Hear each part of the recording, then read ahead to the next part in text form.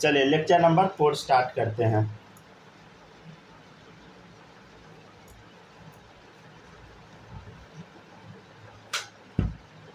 अच्छा, पिछले क्लास में एवरेज वेट निकालना सिखाए थे, ठीक है। अब उसमें क्वेश्चन किस टाइप का आता है वो अब हम लोग देखते चलते हैं। लिखिएगा question, N element M has 3 isotope whose mass number are 10, 11, 12 respectively।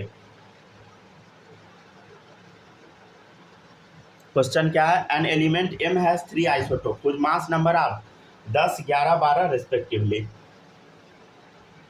if their percentage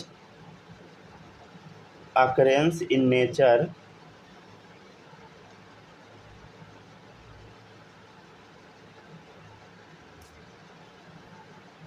are 80%, 10% and 10% respectively,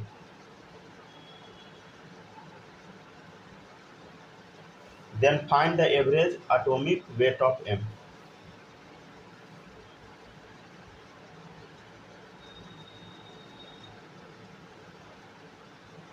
average atomic weight of M। अच्छा, ये जो शॉर्ट नोटेशन यूज करते हैं वो सब आपको समझ आता है ना? एवीजी मतलब एवरेज, समझ गया ना? ये सब अब आपको आना चाहिए, ठीक है ना? चले देखिएगा, an element M has 3 isotope whose mass are, ठीक है ना? 3 आइसोटोप है, उसका मास कितना दिया है? नहीं तो ऐसे ऐसे करके लिख देते हैं, रुक जाइए, नहीं वेट 3 ऐसे डालिए, ठीक है। 3 आइसोटोप है, ठीक है। एलिमेंट M है, उसका 3 आइसोटोप है, तीनों का मास कुछ कुछ दे रखा है, ठीक है।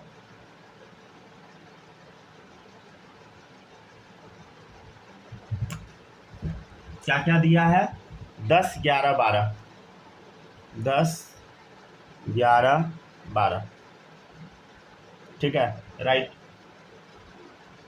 If there percentage occurrence in nature are, x1 का वैल्यू क्या दिया है? देखो इधर x1 बराबर दिया है 80, x2 बराबर कितना है? देखो percentage occurrence in nature are 18, 10, 10 कितना है? 10, x3 भी 10 है। अच्छा, कुछ हम आपको कल बोले थे, आपको अगर दिख जाए कि कुछ कटने वाला है, क्या चीज़ के रेशियो में बताइए? अगर परसेंटेज वाले में उसको काट दीजिए, समझे? देखिए 10, 80, 10, 10 है, तो सिंपली क्या लिख देते हैं? 8, 1, 1, ठीक है, राइट। अब निकाल लीजिए एटॉमिक वेट।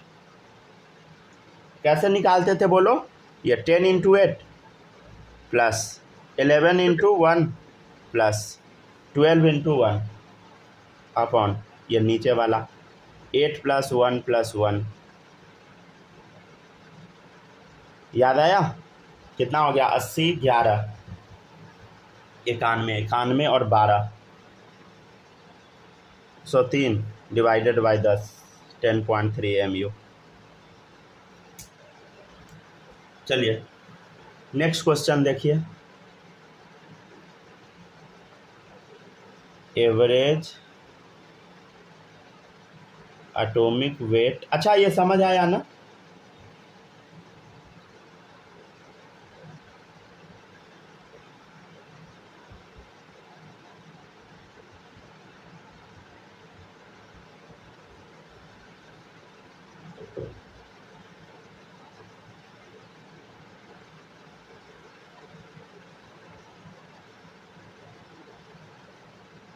चलिए देखिएगा, average atomic weight of an element Y is 41.8, ठीक है। If it exist in 2 form of isotope, जैसे मान लीजिए Y कुछ भी मान लीजिए 40 एंड Y42, ठीक है, then find percentage occurrence of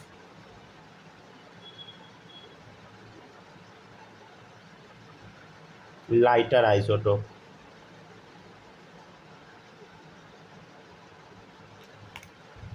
चलिए निकालिए तो। क्वेश्चन क्या कर रहा है देखिए, average atomic weight of an element y is 41.2, मतलब एवरेज वेट इसका दे दिया। If it exist in the two isotope y40 मतलब समझ रहे हैं ना, इसका वेट कितना है देखिए इधर 40 और y 42, मतलब वेट 2 दे दिया 42, ठीक है। Then find percentage occurrence of lighter, ठीक है ना। तो मान लेते हैं इसका परसेंटेज अकरेंस x है, तो x2 क्या होगा बोलो, ऑब्वियसली 100 में से कुछ कम जाएगा, 100 माइनस x, ठीक है, समझ गया ना। तो एटॉमिक वेट कितना दिया है देखिए 41.8 बराबर क्या होगा बताइए, 40 into x plus 42 into 100 minus x,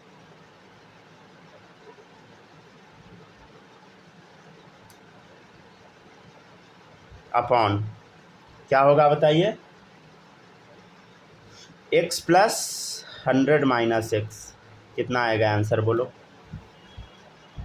ये तो कट गया, कितना आ जाएगा बोलो, 4180 is equal to 40x plus 4200 minus 42x, ठीक है। x बराबर कितना आएगा, रुक जाइए निकालते हैं, 4180 माइनस कितना बोलो, 4180 माइनस 4200 कितना आएगा 20,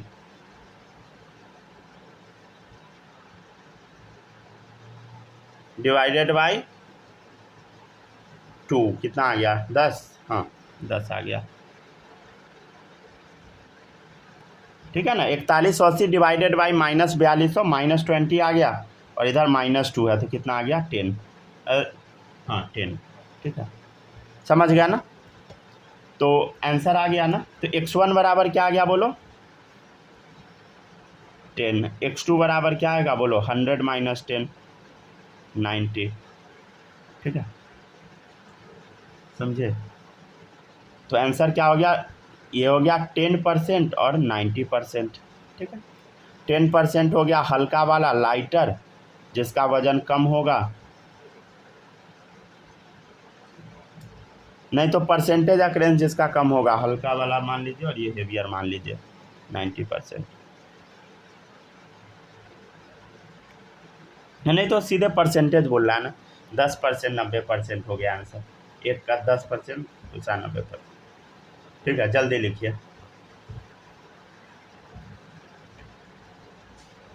लिख चुके हैं जी सर, चलिए गुड बॉय, बहुत अच्छा। माही लिख रही हो, लिखो जल्दी,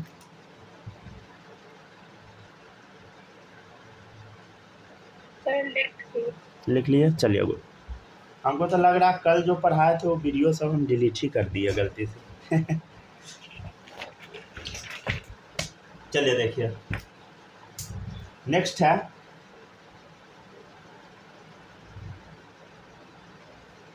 नेक्स्ट क्वेश्चन है आपका, रुक जाइए कराते चलते हैं। अच्छा क्वेश्चन छोड़ दीजिए, अभी टॉपिक ही डालिए। टॉपिक आइसोटोप हो गया ना, आइसो बार सेटिंग डालिए, ठीक है। आइसो बार्स देखिए, इसको ना आइसो का मतलब होता है सेम, ठीक है, और बार को पढ़िए भार, क्या पढ़िए बताइए, मतलब जिसका सेम भार हो, बार मतलब भार समझो, जिसका सेम भार हो वो हो गया आइसो बार, ठीक है। मतलब ये एक्चुअल में अपोजिट होता है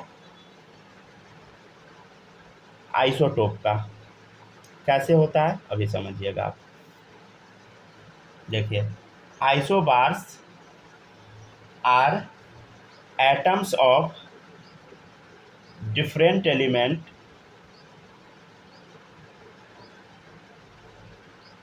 with same atomic mass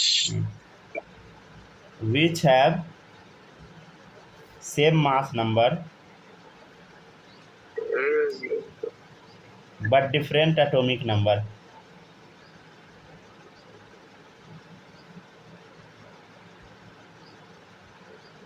ठीक है। तो isobars are atom of different element which have same mass number but different atomic number, ठीक है ना। तो क्या होगा बताइए, जिसका मास नंबर सेम होगा बट डिफरेंट होगा एटॉमिक नंबर। देखिएगा जैसे आर्गन हो गया, कैल्शियम हो गया, राइट। तो देखिएगा आर्गन कैल्शियम 18 इसका एटॉमिक नंबर, इसका एटॉमिक नंबर 20। देखो एटॉमिक नंबर तो अलग अलग हो गया 18-20, लेकिन मास दोनों का 40 ही होता है, समझे। तो देखिए हम क्या लिखे हैं, आइसो भार, मतलब जिसका भार सेम हो।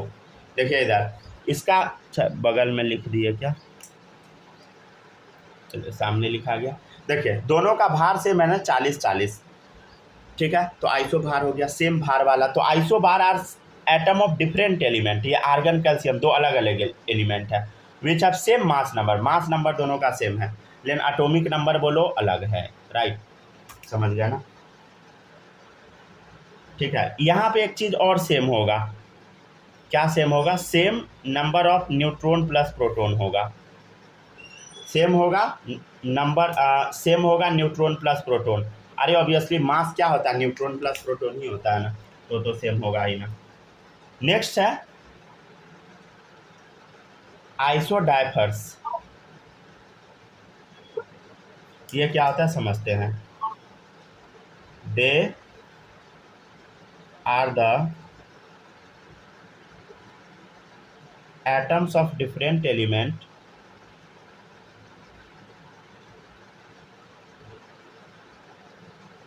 which have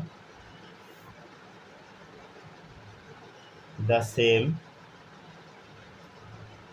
n minus P value, right, ठीक है। न्यूट्रॉन माइनस प्रोटॉन का वैल्यू क्या हो बताइए, सेम हो, समझ गया ना, न्यूट्रॉन माइनस प्रोटॉन का वैल्यू सेम हो। जैसे देखिए बोरोन है, कार्बन है, 6-13, बोरोन का कितना होगा 5-14, ठीक है। तो बताइए प्रोटॉन कितना है इसके पास, बोलो 5, इसमें प्रोटॉन कितना 6, न्यूट्रॉन कितना ऊपर माइनस नीचे 14-5,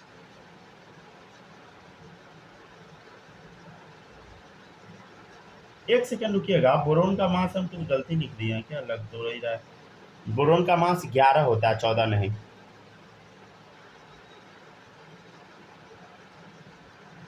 हाँ बोरोन का मास 11 कर दीजिएगा, ठीक है ना, गलती से 14 लिखा गया था। कितना हो गया 11-5, कितना हो गया बोलो 6, इसमें न्यूट्रॉन कितना होगा 13-6 7, ठीक है। तो अब देखिए न्यूट्रॉन माइनस प्रोटॉन कितना आएगा 6-5 1, इधर n माइनस पी कितना आएगा 7-6 1। आपको कुछ समझ में आया, न्यूट्रॉन माइनस प्रोटॉन क्या हो गया सेम आ गया। तो इसमें क्या हो गया बोलो, इसमें क्या सेम आया, सेम आया न्यूट्रॉन माइनस प्रोटॉन, ठीक है। ऊपर में क्या आ गया था बोलो, आइसोबार में क्या आ गया, सेम आ गया न्यूट्रॉन प्लस प्रोटॉन, और इधर न्यूट्रॉन माइनस प्रोटॉन सेम आ गया। तो they are atom of different element, दो अलग अलग एलिमेंट है, which have the same n minus P value, ठीक है ना, n minus P value same रहे। चलिए लिखते चलिए जल्दी जल्दी, लिख लिए सर। गुड, समझ पा रहे हैं ना बालक कि नहीं, यस सर समझ रहे हैं। माही समझ रही हो ना, यस। चलिए गुड। अब देखिएगा नेक्स्ट टॉपिक है,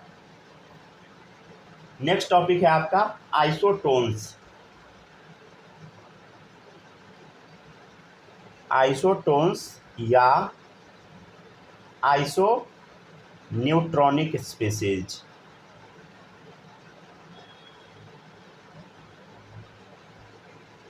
ठीक है। देखिएगा तो they are atom of different element which have same number of neutron, they are atoms of different element which have the same number of neutron,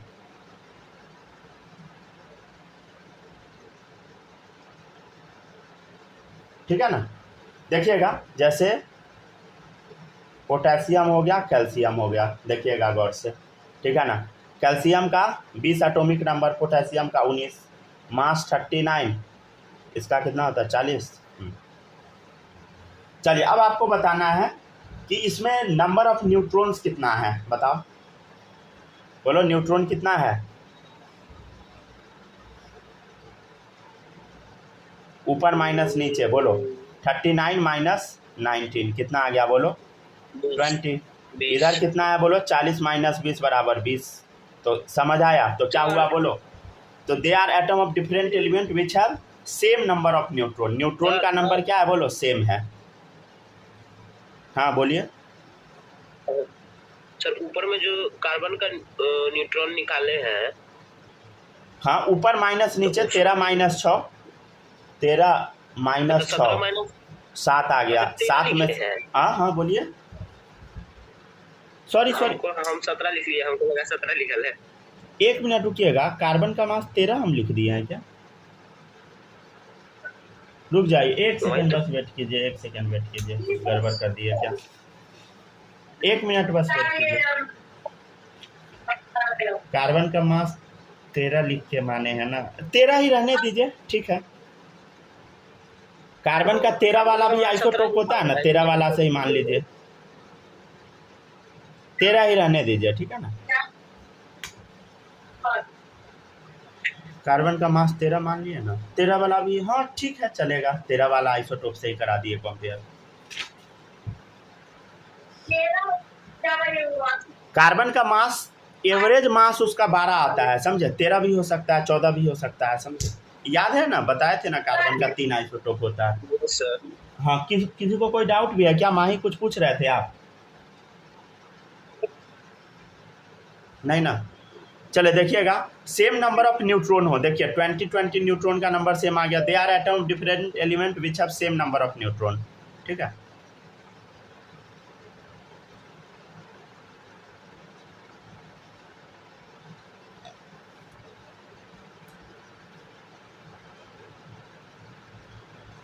next है आइसो इलेक्ट्रॉनिक स्पीसीज, आपको पहचानना है, नाम से क्लियर है, आइसो मतलब क्या होता है बोलो सेम, और इलेक्ट्रॉनिक मतलब इलेक्ट्रॉन जिसमें सेम नंबर ऑफ इलेक्ट्रॉन हो।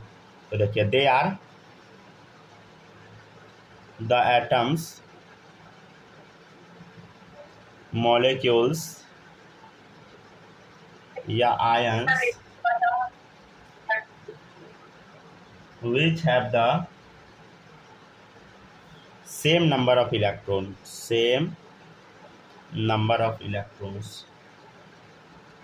ठीक है, they are the atoms molecule या ions which have same number of electrons, समझे।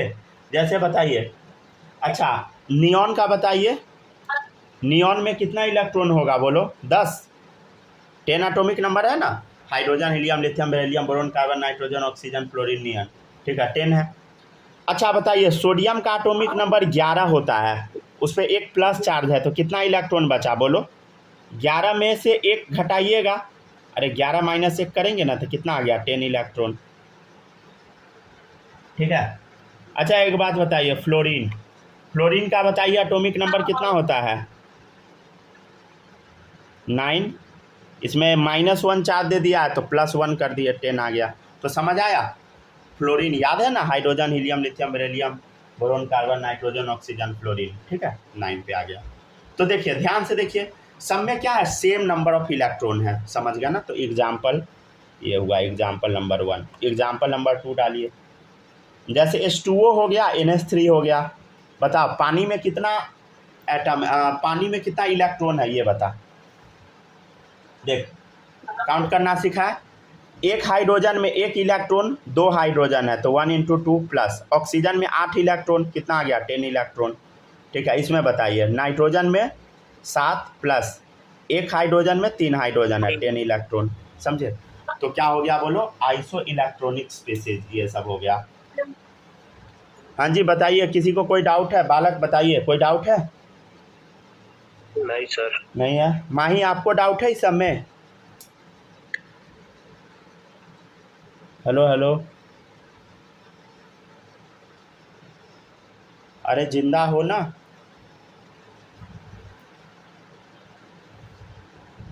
चले कॉपी कीजिए पहले यहाँ तक।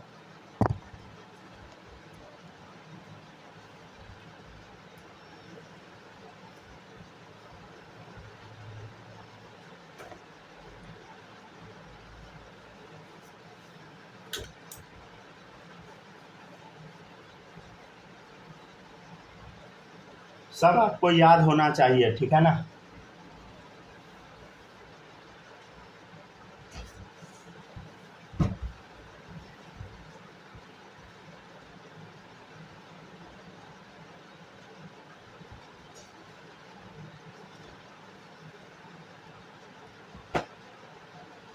हो गया, लिख लिए, जल्दी जल्दी यस लिखिए। सर, लिख लिए। लिख लिए। माही आप कॉपी कर ली?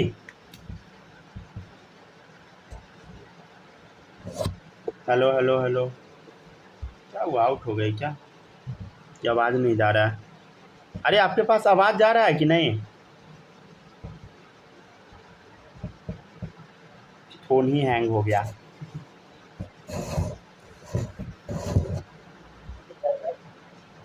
एक सेकंड बस वेट कीजिए।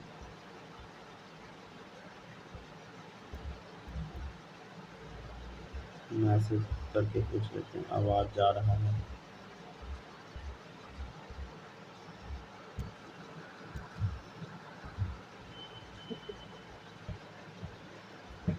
चलिए ठीक है, अब आगे बढ़ते हैं। नेक्स्ट टॉपिक है आइसोस्टर्स। अच्छा 1 मिनट ज्वाइन कर लीजिए, तो फिर से टाइम हो गया डन, ज्वाइन कर लीजिए।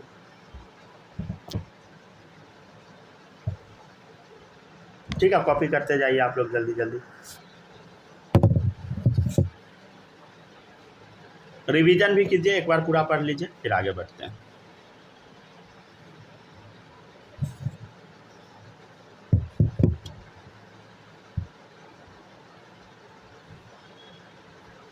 क्या करते हैं, चलिए हो गया क्या, रिकॉर्डिंग स्टार्ट। आ गया ना, थोड़ा ध्यान दीजिएगा, समझ गया ना। नेटवर्क उटवर्क अगर गड़बड़ हो या हैंग करे तो स्टोरेज खाली करके रखिएगा। चलिए देखते हैं, अब शुरू करते हैं, ठीक है ना। डिस्टर्बेंस होता है बीच में। चलिए देखिएगा इधर, हाइड्रोजन में कितना इलेक्ट्रॉन है बोलो? 1 इलेक्ट्रॉन होता है, एटॉमिक नंबर 1 है। 2 हाइड्रोजन है तो 1 × 2 प्लस ऑक्सीजन का एटॉमिक नंबर 8 है तो टोटल 10 इलेक्ट्रॉन। नाइट्रोजन का 7 हो गया, हाइड्रोजन का 1 × 3 10 आ गया, ठीक है। चलिए अब देखिएगा, अब नेक्स्ट है आइसो इलेक्ट्रॉनिक, हो गया ना। अब देखिएगा नेक्स्ट आइसोस्टर्स। अरे स्पेलिंग सब क्यों छूट रहा है, रुक जाइए। आइसोस्टर्स, ठीक है, क्या पढ़ते हैं आइसोस्टर्स?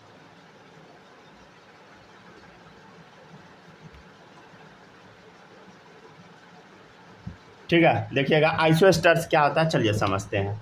देखिएगा, they are the molecules which have the same number of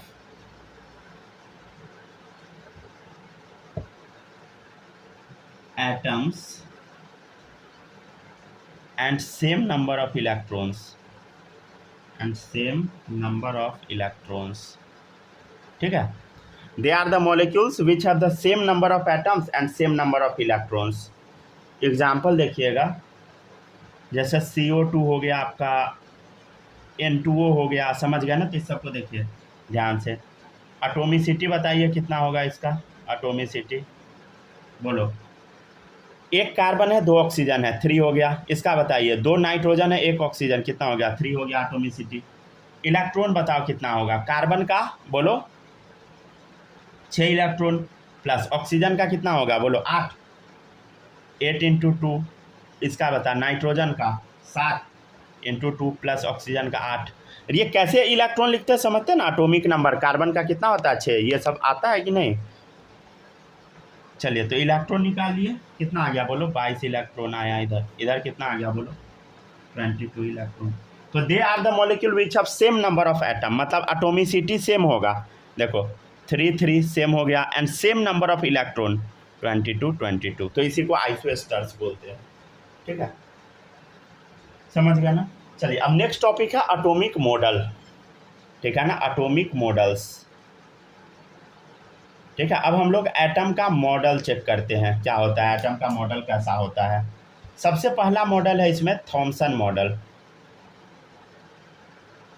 ये सब तो 9th में पढ़े होइएगा, थॉमसन्स मॉडल ऑफ एटम। देख लेते हैं ये मॉडल क्या कहता है। मान लेते हैं ये स्फीयर है, ठीक है ना, ये स्फीयर ऑफ पॉजिटिव चार्ज है। क्या बताइए? Sphere of positive charge, positive charge वाला स्फीयर है। जैसे मान लीजिए तरबूज है, तरबूज का रेड वाला पार्ट है, रेड एडिबल पार्ट, समझे? ये तरबूज का रेड एडिबल पार्ट है, मान लीजिए स्फीयर ऑफ पॉजिटिव चार्ज, ठीक है ना। ये मान लीजिए रेड एडिबल पार्ट है, तरबूज में पूरा लाल लाल पार्ट खाने वाला होता है। और मान लीजिए कि ये निगेटिव चार्ज तरबूज का सीड है, मतलब पॉजिटिव चार्ज पूरे में है, अब बीच बीच में सीड की तरह निगेटिव चार्ज रखा हुआ है। और निगेटिव चार्ज मतलब क्या? इलेक्ट्रॉन। इलेक्ट्रॉन क्या हो गया बोलो? वाटरमेलन सीड, ठीक है। तो ऐसा थॉमसन का कहना था कि एटम कुछ ऐसा ही होता है, मतलब थॉमसन के अकॉर्डिंग एटम स्फेरिकल होता है। Atom is spherical in which the positive part is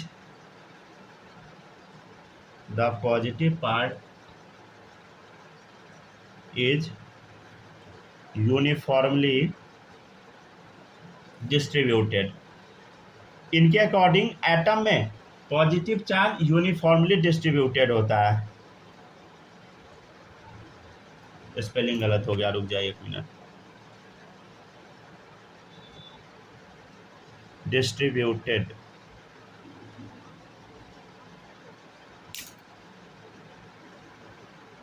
यहाँ पे डिस्ट्रीब्यूटेड लिख लीजिएगा। And electrons are embedded in it, ठीक है ना। बकवास सा डेफिनेशन है, गलत है पूरा। देखिएगा, एटम इज स्फेरिकल। एटम कैसा होता है? स्फेरिकल होता है, ठीक है, दिख रहा है गोला सा। In which positive part is uniformly distributed, जिसमें क्या है? पॉजिटिव पार्ट पूरे में डिस्ट्रीब्यूटेड है, समझे? पॉजिटिव पार्ट हर जगह है, पॉजिटिव पार्ट पूरे यूनिफॉर्मली है, यूनिफॉर्मली मतलब हर जगह डिस्ट्रीब्यूटेड है। And electron are embedded in it, और इलेक्ट्रॉन क्या है बताइए? जैसे तरबूजा में सीड होता है तरबूज में, वैसे ही है डिस्ट्रीब्यूटेड है, समझे? ऐसा इनका कहना था, थॉमसन का, ठीक है ना। ठीक है, हालांकि ये पूरा गलत कहना था, ऐसा कुछ होता नहीं है एटम, समझ गया ना। एटम कुछ ऐसा होता नहीं है। इसी को बोल दिए प्लम पुडिंग मॉडल। याद है ना, पुडिंग बनता है क्रिसमस में, ठीक है, तो कुछ ऐसा ही बनता है ना, खीर टाइप होता है उसमें, खीर पता नहीं कुछ अच्छा, मतलब तरह तरह का बनता है, ठीक है। खीर टाइप होता है या हलवा टाइप होता है, उसमें हलवा हो गया क्या? पॉजिटिव चार्ज, काजू किशमिश हो गया इलेक्ट्रॉन, तो बकवास मॉडल है। या इसी को बोला गया वाटरमेलन मॉडल।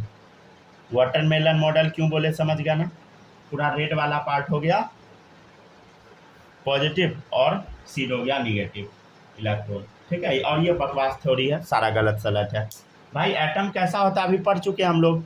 अंदर में होता है पॉजिटिव चार्ज, बाहर होता है ऑर्बिट में इलेक्ट्रॉन, राइट, समझ गया ना। इलेक्ट्रॉन कहाँ होता है बोलो? ऑर्बिट पर होता है, ऑर्बिट में इलेक्ट्रॉन होता है। अंदर में है न्यूक्लियस, न्यूक्लियस में क्या क्या है बताइए? न्यूट्रॉन है, प्रोटॉन है, ये सही है। लेकिन हम जो अभी पढ़ रहे हैं ये पूरा गलत है, समझे? ठीक है ना। तो ड्रॉबैक क्या है देखिए, क्या कमी है इस थ्योरी में। अच्छा, एक चीज़ नोटिस कीजिएगा, आज के डेट में हम लोग को पता है कि एटम जो होता है ना स्फेरिकल होता है। आज के डेट में ये स्टेटमेंट सही है, इसको अंडरलाइन करके सही मार दीजिएगा। एटम स्फेरिकल होता है, आज हम लोग आज भी वही पढ़ेंगे कि एटम इज स्फेरिकल, ठीक है ना। लेकिन ये आगे का स्टेटमेंट गलत है। Positive part is uniformly distributed, बकवास। पॉजिटिव पार्ट सिर्फ न्यूक्लियस में होता है, ठीक है। And electron are embedded in it, electron orbit में होता है, उसमें धंसा नहीं होता है, ठीक है।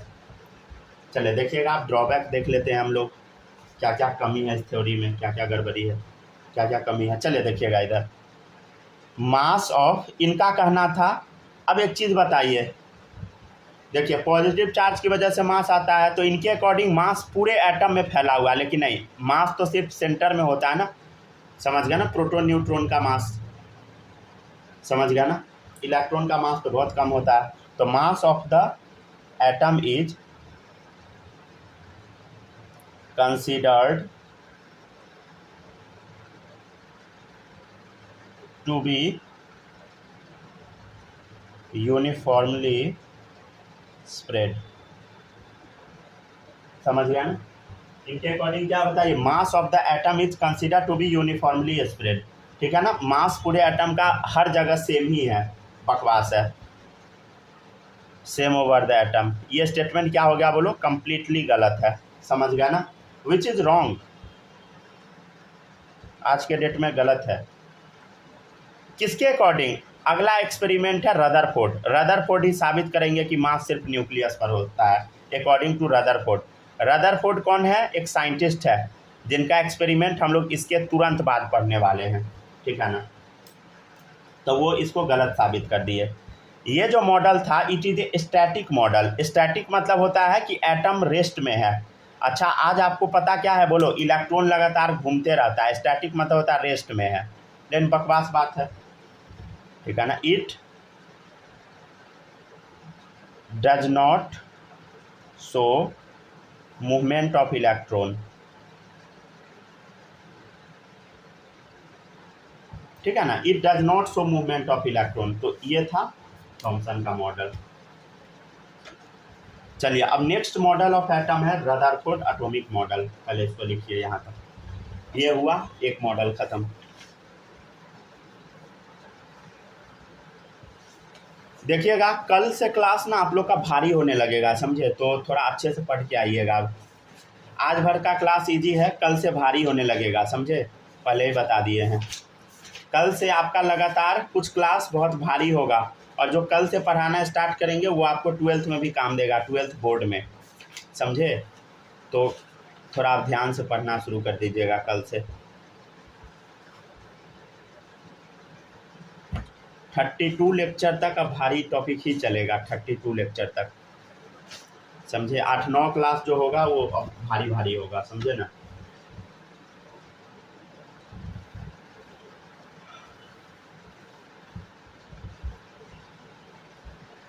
कॉपी कीजिए जल्दी से।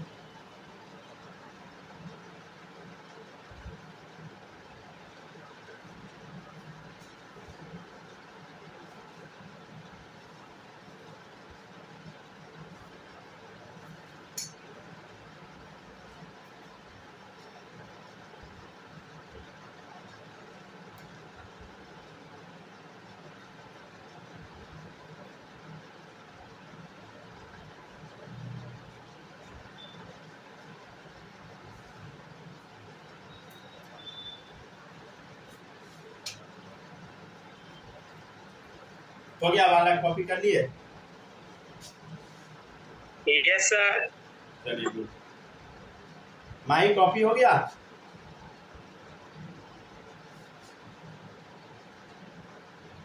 आवाज नहीं ना कट रहा है?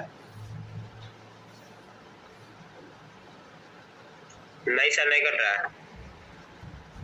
आप माही हैं? अरे हमको लगा सबसे पूछ रहे हैं। चलिए ठीक है, आपका तो नहीं ही कटेगा, आपका तो न्यू फोन है। अब पहले ही खरीदवा लिए ना बोर्ड में, ताकि अगर फेल उल भी हो जाए तो चलेगा। बोर्ड बात तो खरीदाने से रहा नहीं। क्या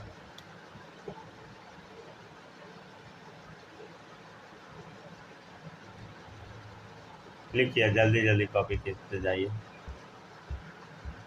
लिख लिए हैं। हो गया ना? माइक कॉपी कर ली? आवाज नहीं जा रहा है क्या?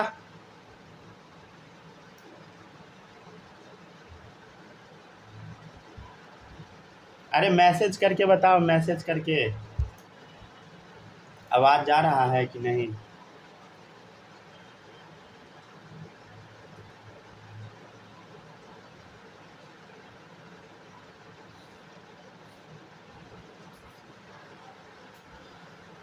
चलिए अब आगे बढ़ते हैं।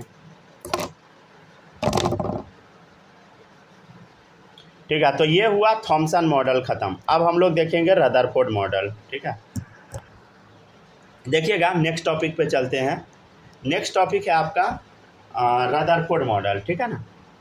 तो ये हुआ थॉमसन मॉडल। देखिएगा रदरफोर्ड मॉडल ना थोड़ा सा मुश्किल है, थोड़ा सा गौर से समझिएगा इसको, नहीं तो गड़बड़ हो सकता है। हेडिंग डालिए बी,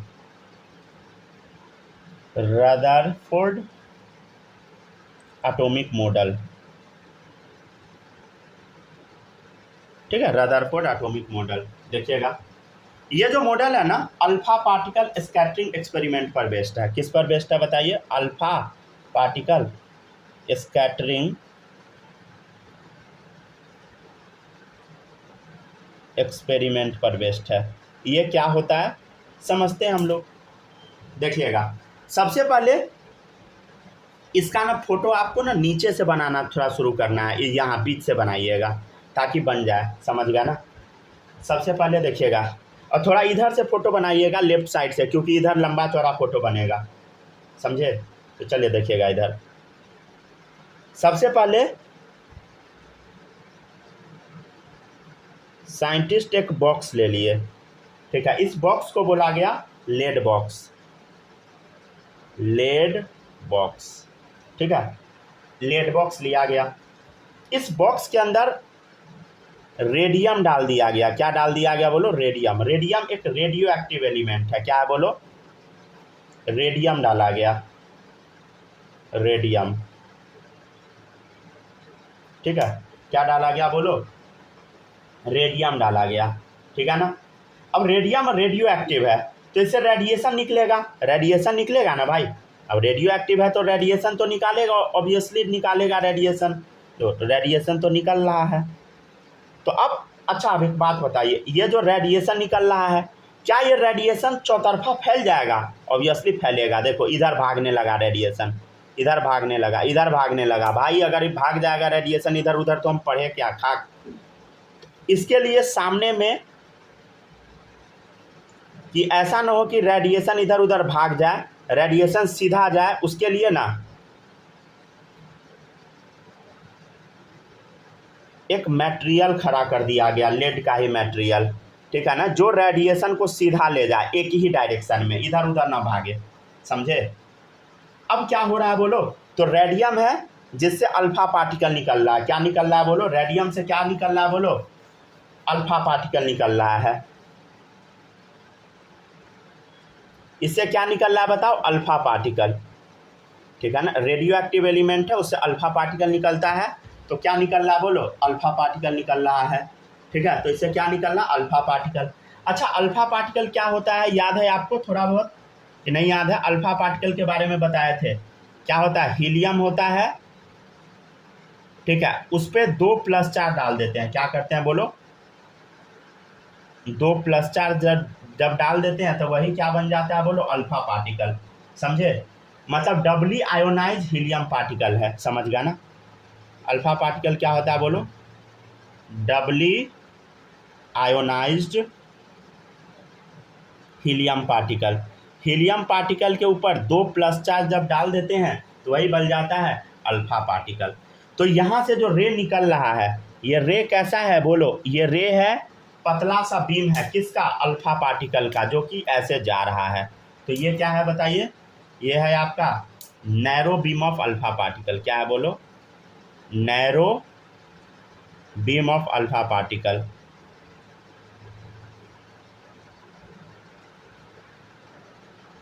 ठीक है ना। अल्फा पार्टिकल का पतला सा बीम है। चलिए लिखते जाइए जल्दी जल्दी सब लोग। अब हम क्या करेंगे? अब हम क्या करेंगे देखिएगा। अब इसके सामने ना हम लोग गोल्ड का क्या करेंगे? गोल्ड का एक छोटा सा सीट लगा देंगे, जैसे होता है ना गोल्ड। जैसे मान लीजिए गोल्ड को पिट पिट के पेपर जैसा पतला किए और यहाँ पे ऐसे लगा दिए। कितना पतला करना है? इतना पतला कर देना है कि वो बस 1 एटम इतना मोटा रहे। कितना मोटा रहे बोलो? 1 एटम इतना। मतलब इतना पतला पिट पिट के कर दो कि मतलब बस एक एक एटम रहे। जैसे मान लीजिए ऐसा सीट है तो पूरे में एक एक एटम चौतरफा भरा हुआ है, तो इस टाइप का इसको पिट पाट के बना दिए हम लोग, ठीक है, समझे। अब क्या किया गया इसमें? पिटा गया, ठीक है ना। तो अब देखिए ये तो रे जाएगा इस पे, रे जाएगा इस पे, समझ गया ना, रे इस पे जा रहा है। अब पीछे हम लगा दिए एक सर्कुलर सा गोला सा फ्लोरोसेंट स्क्रीन, ठीक है ना, इस टाइप का चमकने वाला, ठीक है ना। मतलब और इसमें क्या किए हम लोग, बोलो ये क्या है, बोलो सर्कुलर है फ्लोरोसेंट स्क्रीन, फ्लोरोसेंट स्क्रीन। ये याद है ना, फ्लोरोसेंट स्क्रीन क्या होता था, जिस पे कुछ भी गिरता था तो चमकने लगता था, उसमें ZNS का कोटिंग होता था, याद है। तो ZNS का कोटिंग कर दे क्या, चलो कोटिंग कर देते हैं हम लोग, एक सेकेंड बस रुक जाए, कोटिंग कर देते हैं तब लिखिएगा अच्छे से।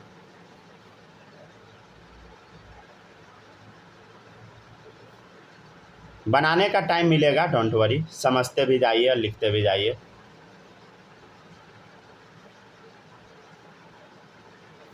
ठीक है ना। तो इसमें हम क्या कर दिए, बोलो ZNS का कोटिंग कर दिए, ZNS का कोटिंग कर दिए, उसके ऊपर कोटिंग चढ़ा दिए। अब इससे फ़ायदा क्या होगा बताइए, जब भी लाइट जाएगा चमक जाएगा। और ये जो एटम था कितने लेयर में था, सिंगल लेयर में, इसको भी लिख लीजिए, सिंगल लेयर ऑफ एटम, और मेनली गोल्ड का होगा। कोई और भी आप डाल सकते हैं, कोई दिक्कत नहीं है, ठीक है ना, कोई और भी आप डाल सकते हैं, लेकिन गोल्ड सबसे बेस्ट मैलिएबल होता है। तो इसको हम मान लेते हैं सिंगल लेयर ऑफ एटम जो है ये थिन गोल्ड फॉइल ही है, पतला सा गोल्ड फॉइल ही है, थिन गोल्ड फॉइल, ठीक है ना। तो ये जो सिंगल लेयर ऑफ एटम है वो कैसा, पतला सा गोल्ड का फॉइल है, ठीक है ना, पतला सा गोल्ड का फॉइल, जिसको पीट पीट के हम लोग ऐसा बना दिए हैं। कितना पतला करते हैं हम लोग, इसको पतला कर देते हैं लमसम 0.00004 सेंटीमीटर, समझ गया ना, पॉइंट के बाद 4 जीरो तब 4 सेंटीमीटर, मतलब इतना पतला कर दिए, सोच लीजिए कितना पतला किए, ठीक है ना।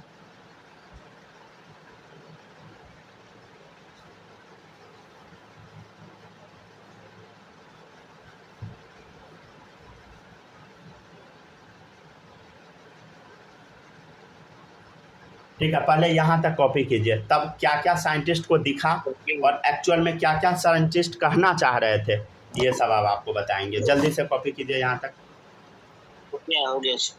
हो गया कॉपी, चलिए गुड। माही आप भी लिखो जल्दी से, लिख लिए हैं क्या, नहीं लिखते जाइए।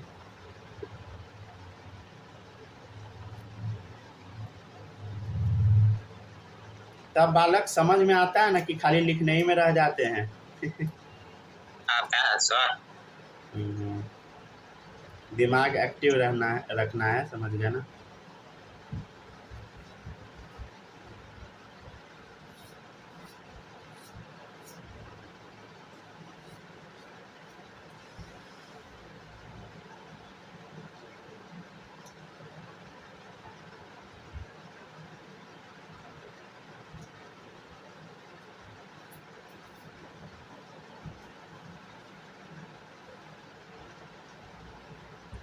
हो गया डन, छापिए जल्दी। Yes sir. थोड़ा सा वेट कीजिए बस। अब साइंटिस्ट लोग को क्या क्या दिखा हम लोग समझते चलते हैं, और उसका कंक्लूजन क्या क्या मिला। एक साइड लिखिए ऑब्जर्वेशन, ठीक है, जो साइंटिस्ट लोग को दिखा इस एक्सपेरिमेंट में, और एक साइड आपको लिखना है कंक्लूजन। अभी तो बस हम लोग सेटअप रेडी किए हैं, अभी तो बस अभी सेटअप रेडी है, समझे। अब क्या होगा वो अब बताएंगे।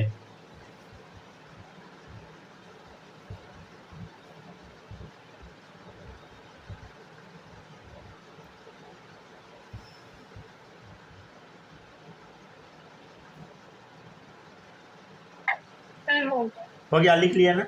अब क्या हुआ, साइंटिस्ट को ना क्या दिखा वो समझिएगा। देखिए साइंटिस्ट को दिखा कि अधिकतर अल्फा पार्टिकल ना यहीं पे स्ट्राइक कर गया, सीधा एकदम आ गया। अधिकतर अल्फा पार्टिकल क्या हुआ बताइए, सीधा आ गया, मतलब इस रीजन, इस वाले रीजन पे स्ट्राइक कर गया अधिकतर अल्फा पार्टिकल, समझे। साइंटिस्ट को यही दिखा। साइंटिस्ट को क्या दिखा, बोलो most of alpha particle strike here, समझे। तो क्या हुआ बोलो, most of alpha particles strike here. अधिकतर अल्फा पार्टिकल साइंटिस्ट को यहाँ पे गिरता हुआ दिखाई दिया, समझे। यहाँ पे मतलब क्या है बता, यहाँ पे दिखाई दिया मतलब समझ रहे हैं ना, सीधा जाते हुए दिखाई दिया, समझ गए ना, हम ये कहना चाह रहे हैं। अधिकतर अल्फा पार्टिकल साइंटिस्ट को क्या दिखाई दिया, सीधा जाते हुए, समझ गया ना। एक्चुअली आपको ना यहीं से बनाना है, समझे। इस लाइन को थोड़ा सीधा कर दे, क्या थोड़ा टेढ़ा मेढ़ा बन गया, रुकिए तो सीधा कर देते हैं, अच्छा नहीं लग रहा है, सब टेढ़ा मेढ़ा बन गया, रुक जाइए बस 1 मिनट, फिर से हम बना देंगे, आप लोग बना लीजिए।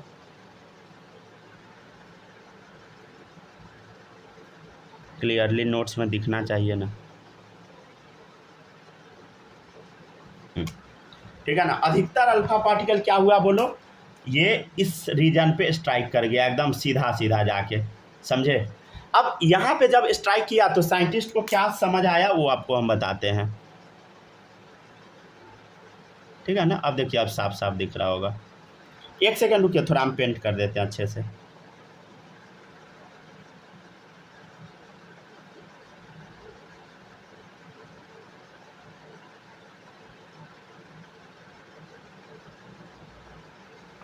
हो गया अच्छे से पेंटिंग अब और अच्छे से आप पेंटिंग कर सकते हैं।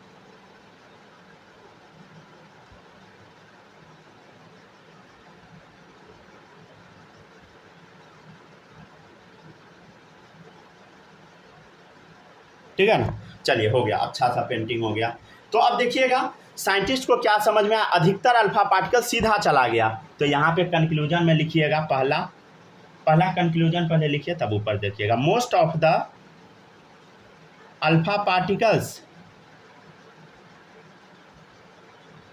पास्ड थ्रू गोल्ड फॉइल से जो अधिकतर अल्फा पार्टिकल पास हुआ वो ना अनडिफ्लेक्टेड था, मतलब अपने रास्ते से बिल्कुल नहीं भटका, वो सीधा चला गया एकदम, ठीक है।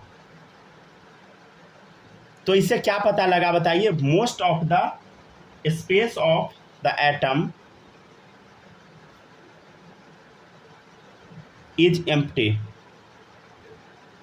इससे साइंटिस्ट को ये पता लगा कि एटम के अंदर अधिकतर स्पेस खाली है, समझे। पहले ये कंक्लूजन लिखिए तब हम बताते हैं इसमें, तब तक सूख भी गया होगा कॉफी।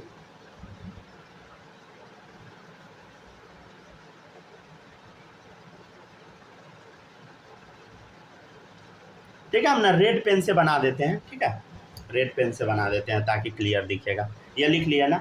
अब देखिएगा, एक मिनट लिखिए, तब तक हम पेंटिंग करते हैं अच्छे से।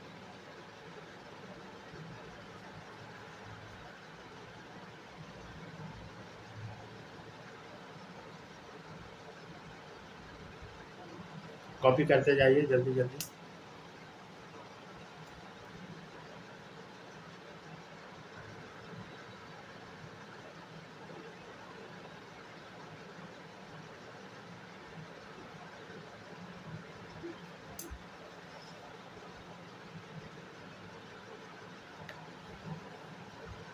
हो गया,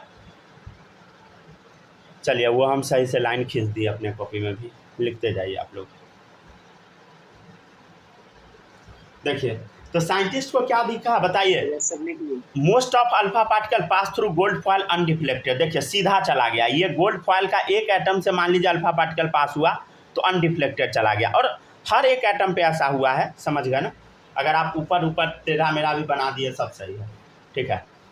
अब देखिएगा, तो इससे क्या पता लगा कि एटम के अंदर ज़्यादा से ज़्यादा स्पेस खाली है, तभी तो अनडिफ्लेक्टेड गया भाई। मतलब हम ये कहना चाह रहे हैं, नीचे देखिएगा, नीचे आपको एक फ़ोटो बनाना है 5-6 लाइन जगह छोड़ के। देखिएगा इधर मान लीजिए ये एटम है, तो एटम में अधिकतर जगह खाली है। देखिए इधर पहला अल्फा पार्टिकल गया, कैसा निकल गया, देखो इधर एज इट इज़। दूसरा गया एज इट इज़ निकल गया, नीचे से जाएगा एज इट इज़ निकल जाएगा, यहाँ से गया एज इट इज़ निकल गया, समझ रहे हैं ना। तो एटम में अधिकतर खाली जगह है। ये क्या भेज रहे हैं हम, बोलो, ये हम भेज रहे हैं अल्फा पार्टिकल। क्या भेज रहे हैं बोलो, अल्फा पार्टिकल, या बोल दो हीलियम, कौन सा? जिसके ऊपर +2 चार्ज हो, डबली आयनाइज हीलियम। समझ गया ना? ये एक्चुअल में क्या है बोलो? Alpha particle. ये जो अभी हम भेज रहे हैं अल्फा पार्टिकल भेज रहे हैं।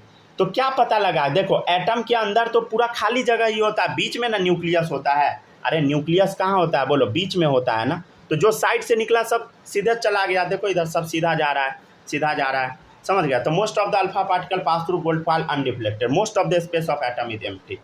ठीक है ना? ये फोटो बाद में बना लीजिएगा लास्ट में, पहले ऊपर का देखते चलिए। अब साइंटिस्ट को क्या पता लगा? Some particle were deflected from their original path. कुछ पार्टिकल जो था अपने रास्ते से भटक गया। ठीक है, मान लीजिए भटका हुआ पार्टिकल को हम ग्रीन पेन से बना देते, आपको जो मन है वो बना लीजिए। ये इधर भटक गया, समझ गया ना? ऐसे चला गया। आप बोलिएगा सर पता कैसे लगा कि ये सब पार्टिकल भटक रहा है? भाई पीछे कोटिंग किया हुआ है, कोटिंग पे जाके चमक जाएगा। समझ गया ना? ये सब एरो ऐसे डाल दीजिएगा अच्छे से, एरो जरूर डालिएगा, या तो लास्ट में डालिए नहीं तो बीच में डाल दीजिए, जहाँ मन वहाँ डाल दीजिए एरो। ठीक है, तो इसे साइंटिस्ट को क्या पता लगा बताइए? Some particle were deflected from their original path. समझे? देखिए भटक गया ना अपने रास्ते से कुछ पार्टिकल। देखिए देखिए 2 पार्टिकल को हम भटका दिए।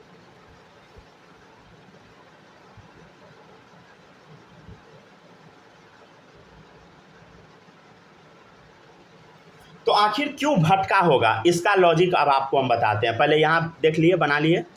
अब देखिएगा, देखिए गौर से देखिए। अब इस फोटो पे बताते हैं। जैसे मान लीजिए अगर अल्फा पार्टिकल अगर यहाँ से आया, इसके आसपास आएगा तो क्या होगा भाई? भागेगा भाई। अल्फा पार्टिकल पॉजिटिव है और न्यूक्लियस भी पॉजिटिव है। पॉजिटिव पॉजिटिव हेवी रिपल्सन, जैसे पॉजिटिव देखा हेवी रिपल्सन, पूरा जान प्राण लेके दूर भागेगा। समझे? तो एक्चुअल में ये हुआ था, इसीलिए दूर भागा। देखिए, समझे? ठीक है ना? तो देख लीजिएगा, ये लिखिए सेकेंड कंक्लूजन। सम पार्टिकल्स वर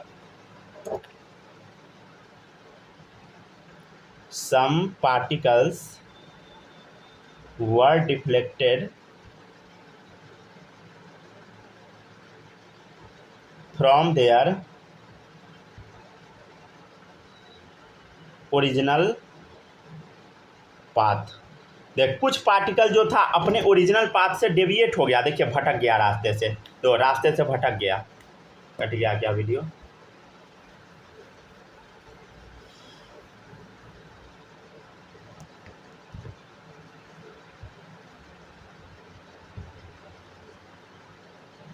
आइए जल्दी जल्दी सब लोग।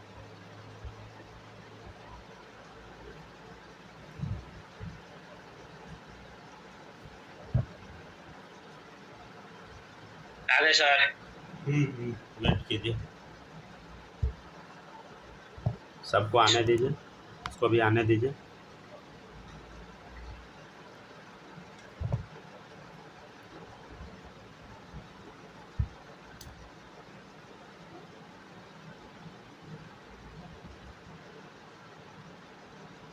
ठीक है, तब तक लिखते जाइए, बनाते भी जाइए, छापिए सब।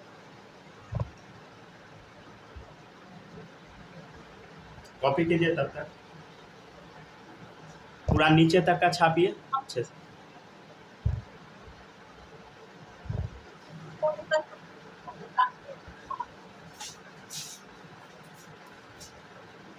लिख लिए सर, बना लिए सर। ठीक है, छापते जाइए अच्छे से। सब छाप दिए, जितना लिखा हुआ है कॉपी में सब उतार।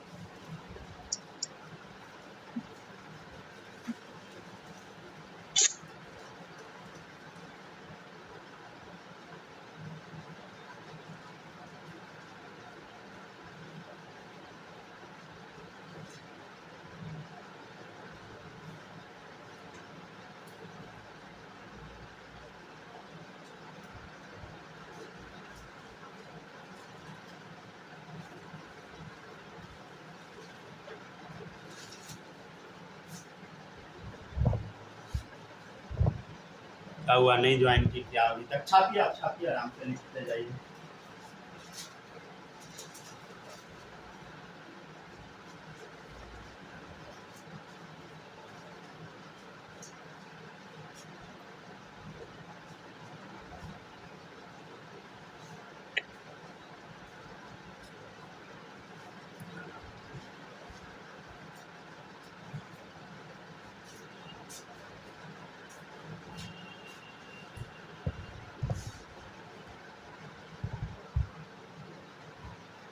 चले देखिएगा, बताते ही है तो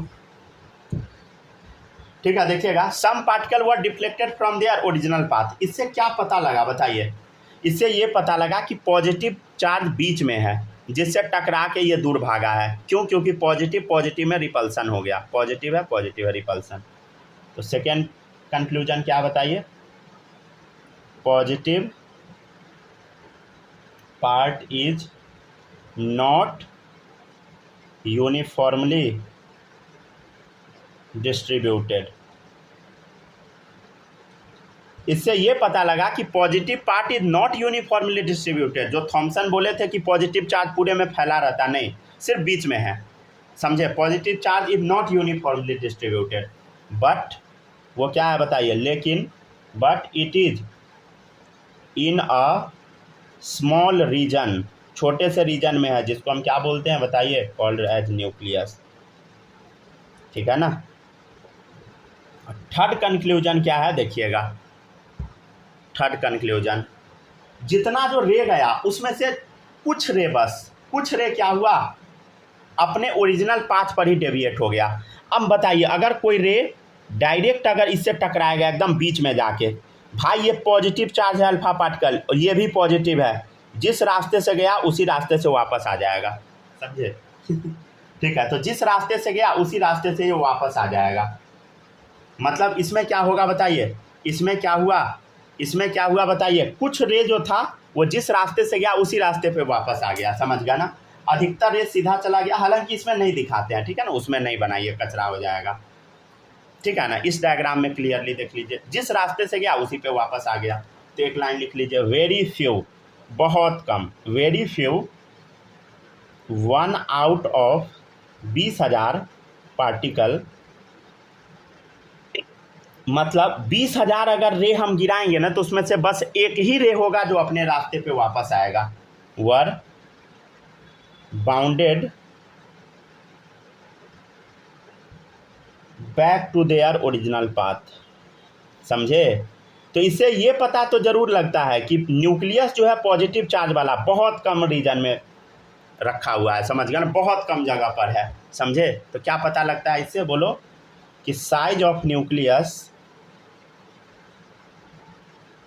is very small to size of atom. ठीक है ना, एटम के साइज से बहुत कम है न्यूक्लियस का साइज, तभी तो एक ही रे टकरा के वापस आया, नहीं तो बहुत सारा टकराता अगर बड़ा होता तो।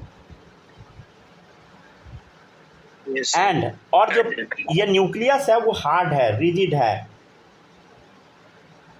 It is hard rigid. समझ गया ना? ठीक है, यहाँ तक कॉपी कीजिए,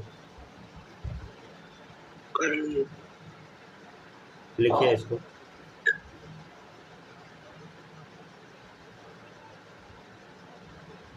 रिकॉर्डिंग ऑफ कर देते हैं, 1 मिनट हो जाए, पूरा अच्छे से ला देते हैं स्क्रीन पर।